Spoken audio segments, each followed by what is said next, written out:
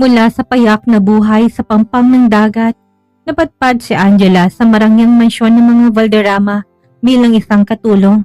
Sa likod ng kanyang simpleng ganda ay isang lihim na paghanga sa suplado at misteryosong tagapagmana na si Andre upang takasan ng mapilit na socialite na mahabol sa kanya. Inalok ni Andre si Angela na isang kasunduan, isang taong pagkukunwari bilang asawa kapalit ng 5 milyong piso. Tinanggap ito ni Angela, hindi dahil sa pera, kundi dahil sa pag-ibig.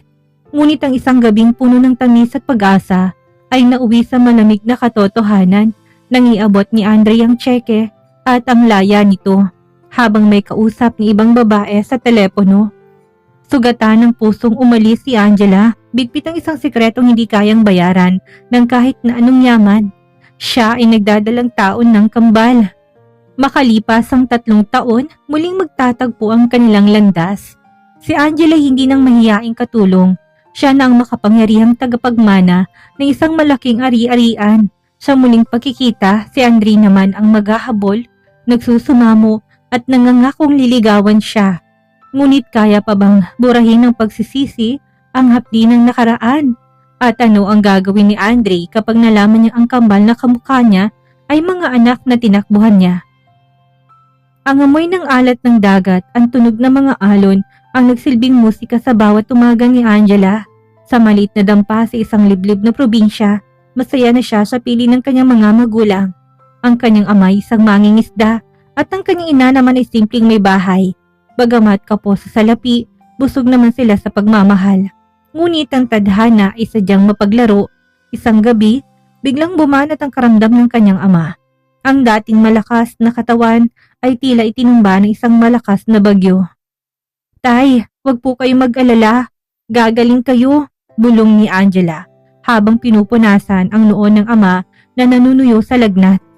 "Anak, wala tayong pambili ng gamot. Ang bangka sira pa," hirap na sabi ng ama. Dito nagsimulang mag-isip si Angela. Hindi sapat ang panalangin lamang. Kailangan ng gawa. Isang kaibigan, si Marites, ang lumapit sa kanya. "Angela, may kakilala ko naghahanap ng katulong sa Maynila. Napakayaman ng pamilyang Valderrama. Mabait ang mga amot, sigurado malaki ang pasahod. Makakatulong to sa pagpapagamot sa tatay mo." Kahit na mabigat sa loob na iwan ang mga magulang, walang ibang pagpipilian si Angela. Bitbit ang isang luma at kupas na maleta. Sumama siya patungong lungsod. Ang kanyang puso'y puno ng kaba, ngunit may kasamang pag-asa. Pagdating sa mansyon ng mga Valderrama, tila siya pumasok sa isang palasyo. Ang mga gintong chandelier, ang malalawak na hagdanan at ang mga mamahaling kagamitan ay nakakalula. Si Doña Elena at Don Ricardo ay kagad siyang kinagiliwan. "Mabait na bata si Angela, Ricardo, at napakaganda niya sa personal," sabi ni Doña Elena. Naging maayos ang unang ilang linggo ni Angela bilang katulong. Masipag siya at laging maayos ang trabaho.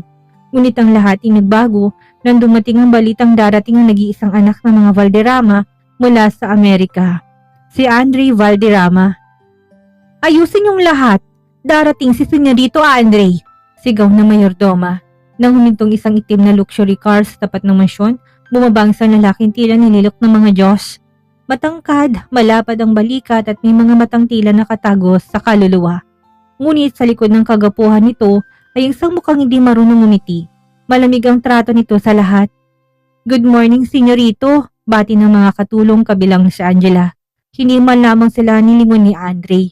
Dire-diretso itong pumasok sa loob, pitpit ang aura ng otoridad at pagiging suplado. Para kay Angela, ang lalaking ito'y tila isang malayong bituin. Nagniningning ngunit napakalamig hipuin. Hindi niya alam ng lalaking ito ang magiging dahilan ng kanyang pinakamalaking pangarap at ng kanyang pinakamasakit na pag-iyak. Ilang buwan na ang lumipas mula nang dumating si Andre, ngunit ang trato nito sa kanila ay nananatiling parang hangin lamang sila na dumaraan. Kapag nag-uutos ito, tipid ang mga salita at laging nakatuon ng atensyon sa laptop o mga papeles ng kumpanya. Ngunit sa kabila ng pagiging suplado nito, hindi mapigilan ni Angela ang kanyang sariling mapatingin sa bawat galaw ng binata. May kung anong magnetismong taglay ni Andre na unti-unting humahatak sa damdamin ni Angela. Isang gabi, habang nag-aayos ng library si Angela, narinig niyang malakas sa pagtatalo sa loob ng opisina ni Don Ricardo. Andre, kailangan mo tigilan ang pag-iwas kay Monica. Ang pamilya nila ay mahalagang kaalyado natin sa negosyo, sabi ni Don Ricardo. Dad, Monica is suffocating. She's obsessed. Hindi ko siya pakakasalan kahit na anong mangyari, sagot ni Andre, na bakas ang iritasyon sa boses. Nagtago si Angela sa likod ng malaking bookshelf. Nalaman niya na si Monica isang sikat na socialite na walang ibang ginawa kundi buntutan si Andre. Isang modernong babae na handang gawin ng lahat para makuha ang tagapagmana ng mga Valderrama. Paglabas ni Andre sa opisina, hindi niya inaasahang mabubunggo si Angela. Nabitawan ni Angela ang mga hawak na libro. Sorry po, senyorito, nanginginig niyang sabi. Sa halip na magalit, tinitigan siya ni Andre ng matagal. Tila ngayon lang nito napansin ang malanghel na mukha ng katulong, ang mapupungay na mata at ang labing natural ang pagkakapula. Follow me to the garden. Now, maikling utos ni Andre. Sa ilalim ng liwanag ng buwan, kinausap siya ni Doña Elena at Don Ricardo kasama si Andre. Nabigla si Angela sa kanilang alok. Angela, gusto naming alokin ka ng isang kasunduan. Panimula ni Doña Elena. Kailangan ni Andre ng asawa para tantanan na siya ni Monica, kapalit ng 5 milyong piso. Pakakasalan mo si Andre at magsasama kayo sa loob ng 1 taon. Isang kontrata lamang ito. Tumibok na mabilis ang puso ni Angela. 5 milyon? Sapat na yun para sa panghabang buhay na gamutan ng kanyang ama at maayos na buhay ng kanyang ina. Ngunit higit sa pera, ang isiping magiging asawa niya si Andre kahit na peke lang ang nagtulak sa kanya na tumango. Opo, pumapayag po ako, mahinang sagot ni Angela. Tumingin si Andre sa kanya, walang emosyon ng mga mata nito. Good. Don't expect too much from this marriage, Angela. Business is a business. After a year, we part ways. Ang mga salitang yun ay parang kutsilong sumaksak sa puso ni Angela. Ngunit pinatatag niya ang kanyang loob. Papasok siya sa isang kasal ng pundasyon ni papel at tinta, habang kanyang damdamin ay nakataya sa bawat tibok ng kanyang pusong lihim na nagmamahal. Ang sikat ng araw ay sumisilip sa bintana ng silid ni Angela, ay tila hindi sapat upang pawiin ang kaba sa kanyang dibdib. Ngayong araw nakatakdang sikretong pagpapakasal nila ni Andre. Walang magarbong dekorasyon, walang daan-daang panauhin at walang puting gown na may mahabang tren. Sa halip, isang simpleng puting dress lamang na binili ni Doña Elena ang suot ni Angela. Sa loob ng isang malit na pribadong kapilya sa labas ng lungsod, naghihintay ang isang hukom. Ang tanging mga saksi ay mga magulang ni Andre at ang matapat na driver ng pamilya.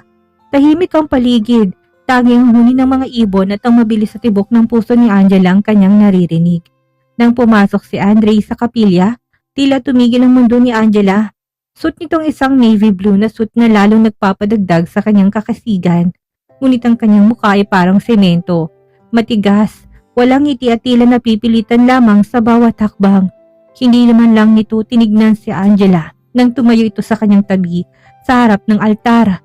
Nagsimulang seremonya, bawat salitang binitawan ng hukom tungkol sa pagmamahalan at pagsasama habang buhay ay tila isang malaking kabalintunaan para kay Angela. Alam niya ang lahat ng ito ay isang transaksyon lamang. Andre Valderrama, do you take Angela to be your lawfully wedded wife? Tanong ng hukom.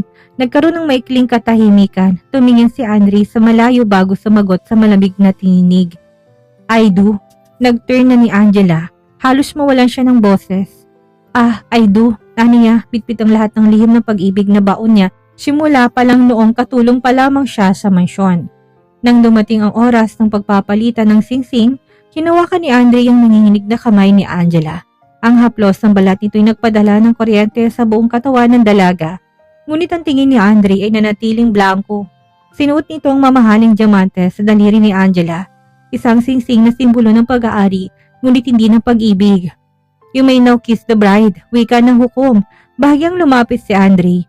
Amoy na amoy ni Angela ang bango ng mamahaling pabango nito at ang amoy ng peppermint.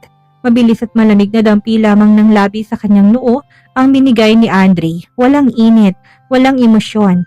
Para kay Andre natapos ng unang bahagi na ang kontrata. Pagkatapos ng maikling salo-salo kasamang mga magulang, dinala ni Andre si Angela sa isang modernong condominium sa Bonifacio Global City.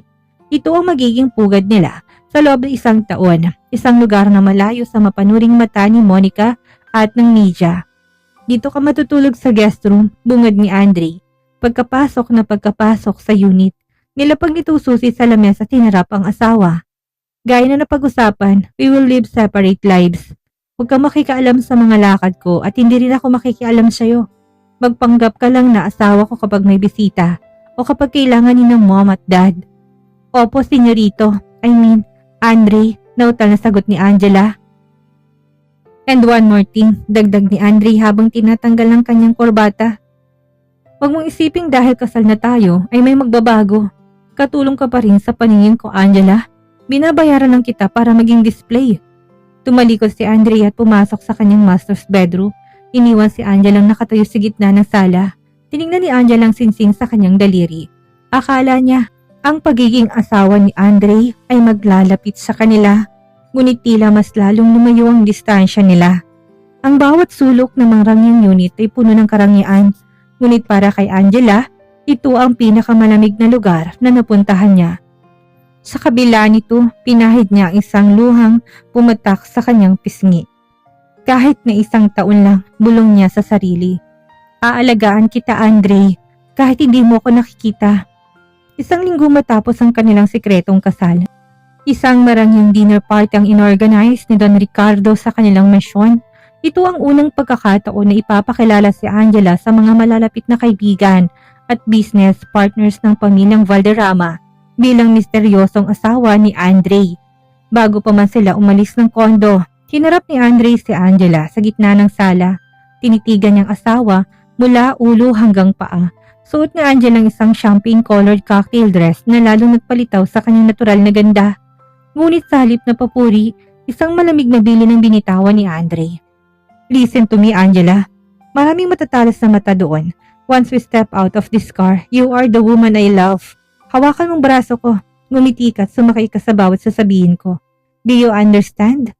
Opo, mahinang sagot ni Angela, habang ang kanyang puso'y naguhumiyaw sa kaba. Pagdating sa mansyon, halos mabingi si Angela sa tunog ng mga kabyertos at tawanan ng mga elitistang panauhin. Nang pumasok sila ni Andre, biglang tumahimik ang paligid. Ang lahat ay nakatuon sa kanila, lalo na mga mata ni Monica, ang socialite na dati pang humahabol kay Andre na noon ay tila gustong tunawin si Angela sa tindi ng selos. Smile, Angela. Bulong ni Andre sa kanyang tenga habang nilalagay ang kanyang kamay sa bewang ng dalaga. Ang init ng palad ni Andre. Sa kanyang likuran ay nagpadala ng kuryente sa buong katawan ni Angela. Sa sandaling yon, tila totoong lahat. Friends, I'd like to meet you my wife, Angela. Pakilala ni Andre sa mga panauhin. Ang kanyang boses ay puno ng tamis at pagmamahal na tila ba matagal na silang magkasintahan. How lovely! San kayo nagkakilala, Andre? Tanong ni isang matandang ginang. Nilapit ni Andre ang kanyang mukha sa pisngi ni Angela. Isang kilos at tila bahalikan niya ito. It was love at first sight. Tita, she's the peers I've been looking for after years in the States. Naramdaman ni Angela ang pag-init ng kanyang mga pisngi. Alam niyang kasinungalingan na ang lahat pero sa bawat haplos ni Andre sa kanyang balikat at sa bawat pagtawag nito sa kanya ng sweetheart o love, unti-unting nalulusaw ang kanyang depensa. Sana totoo na lang ito, bulong ng kanyang puso. Hindi nakatiis si Monica, hawak ang isang baso ng wine, lumapit to sa kanila na may mapait na ngiti. So this is the girl? Tell me, Angela, anong kumpanya pinatatakbo ng pamilya mo? I don't think I've seen you in our circles before. Nabulunan si Angela sa tanong. Bago pa siya makasagot, masinigpitan ni Andre ang yakap sa kanya. Angela's family values privacy, Monica. Hindi lahat ng mahalaga ay kailangan nasa headlines. Her simplicity is what makes her priceless to me. Napahiya si Monica sa sagot ni Andre. Tumingin to kay Angela na may pandidiri bago tumalikod. Enjoy your priceless wife, Andre. Let's see how long these charms last. Nang matapos ang party ay makabalik na sila sa kondo, tila biglang namatay ang apoy. Pagkapasok sa pinto, agad na binitawan ni Andre ang bewang ni Angela. Ang kanyang mukha na kanina ay punong-puno ng pag-ibig ay bumalik sa pagiging malamig na yelo. Good job tonight, naniwala silang lahat. Sabi ni Andre habang tinatanggal ang kanyang tuxedo jacket at tinapon yon sa sofa. You can go to sleep now. I have work to finish. Naiwang nakatayo si Angela sa gitna ng dilim. Ang init ng hawak ni Andre kanina ay tila ba isang panaginip na mabilis na naglaho. Mas masakit palang magpanggap na mahal ka ng taong mahal mo. Dahil sa dulo ng gabi, kailangan mong harapin ang katotohanang ikaw ay isa lamang props sa kanyang buhay. Andre, tawag ni Angela.